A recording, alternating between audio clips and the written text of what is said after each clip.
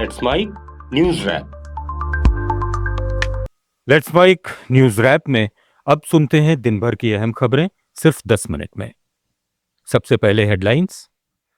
असम, केरल और पुडुचेरी में जोरदार वोटिंग, मतदान पूरा, नतीजे 4 मई को।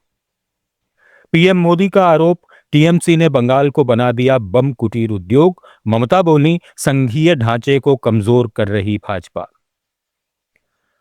और ऑपरेशन सिंदूर, तीनों सेनाओं के समन्वय का शानदार उदाहरण। सेना प्रमुख ने कहा, भविष्य के युद्ध होंगे और भी खतरनाक। अब खबरें विस्तार से।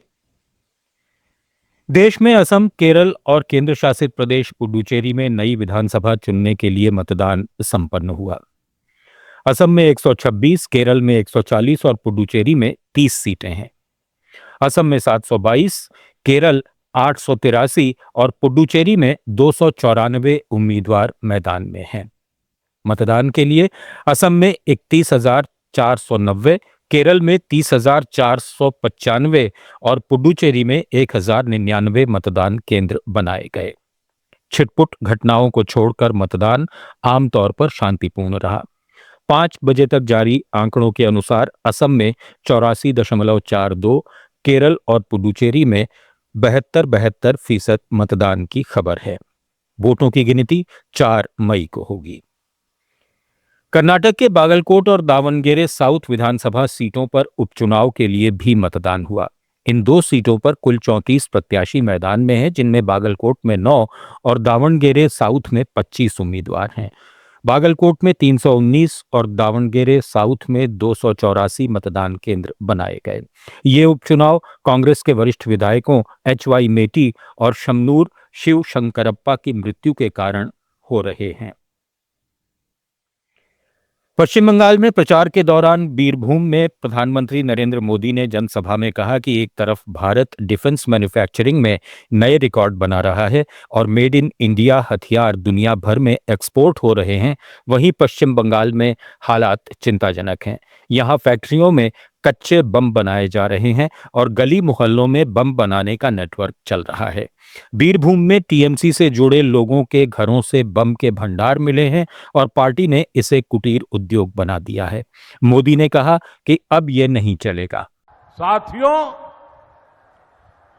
भारत आज डिफेंस मैन्युफैक्चरिंग में नए रिकॉर्ड बना रहा है। आप अखबारों में पढ़ते होंगे, टीवी पर देखते होंगे, मेड इन इंडिया हथियार दुनिया भर में एक्सपोर्ट हो रहे हैं।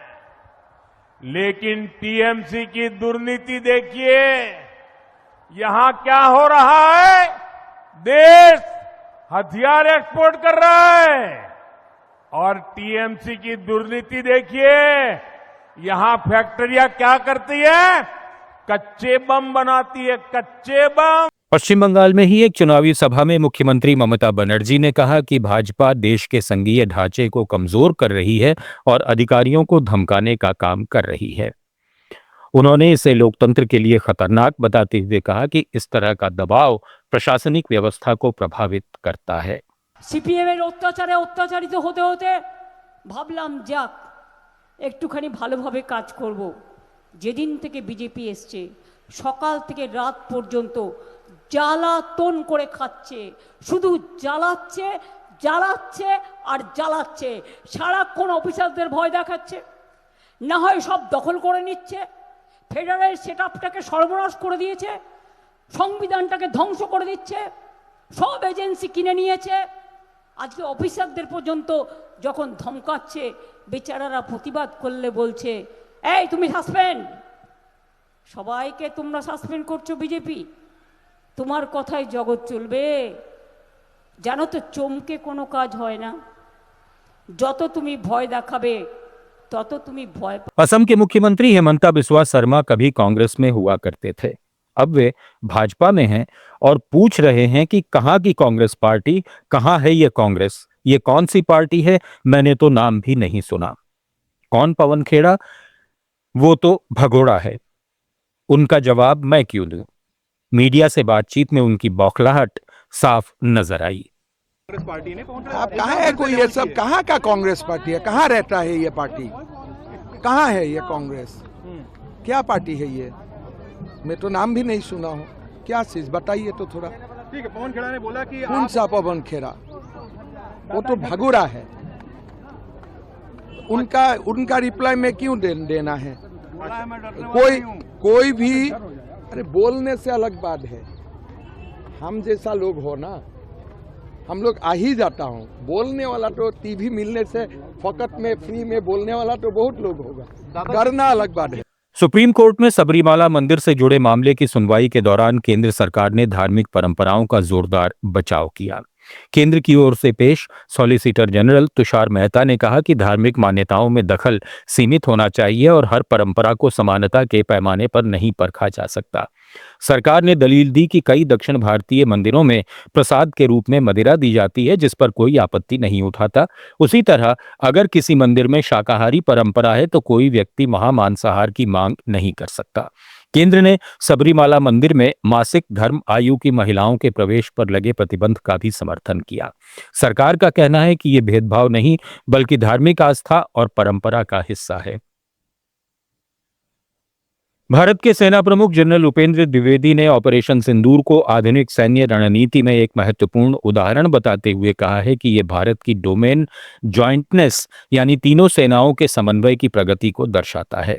भविष्य का युद्ध केवल जमीन तक सीमित नहीं रहेगा बल्कि इसमें साइबर, अंतरिक्ष, वायु, समुद्र और संज्ञानात्मक जैसे बहु क्षेत्र शामिल होंगे।